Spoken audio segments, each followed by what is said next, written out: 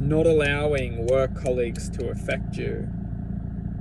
It's very powerful, this one, because they'll always affect us, and we need to just understand that work colleagues will always affect us, and it's up to us to determine whether it's a positive or a negative.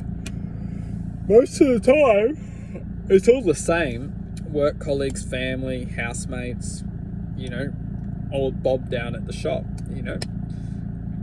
If we allow a perceptional field or an influence, you could say, to become true, it will. And this is a calculation or code that we will learn from.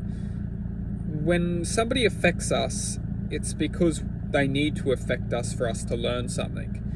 Nothing's negative. Everything is only a perceptional, cosmological waveform that takes appearance in perception. And depending on which way we're perceiving reality is essentially determining whether we're learning or whether we're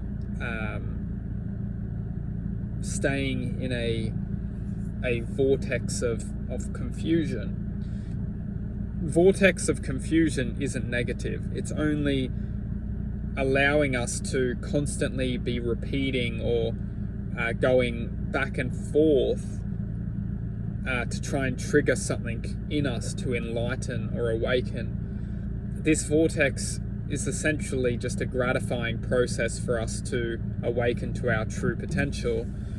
We might think that this is negative because within this vortex, infinite emotions express their true reality. So suffering, toxicity, jealousy, negativity, hatred, darkness, poison, whatever we attach ourselves to will essentially allocate our states of being to express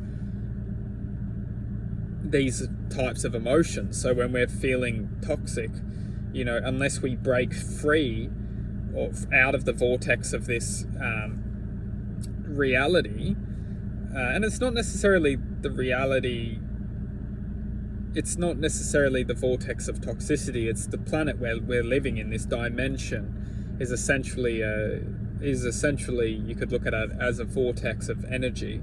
And depending on how we are perceiving this vortex of energy is essentially the code of which we will live within the vortex.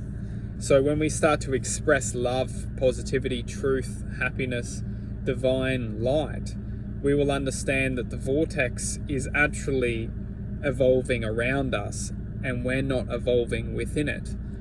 And that's the truth of our reality, is that it's actually evolving around us and we don't need to abide by it.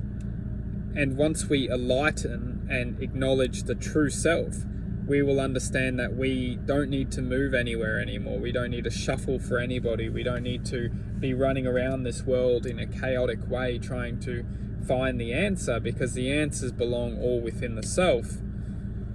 And truth being that we are infinite possibilities within a realm of imagination. So as long as we have the ability to dream, we can become true to our sense of imagination, which is just as relevant as this world which we're living in. We like to think our imagination or our dreams don't have relevance to our existence. Yet what if this reality is only a dream made very real from the mind's perceptional field, which we're all programmed within? Some very important questions we can start to ask ourselves. But to code and to learn to love, or learn to dedicate to true love, or the essence of, or art of forgiveness, is the essence of looking and programming the soul to the heart and connecting and uniting together as one. When we can connect and unite the heart and soul, we bring a true power to this reality. We bring a true essence to meaning, and we bring a true love to forgiveness. And forgiveness will always guide the way to healing the heart and to generating truth.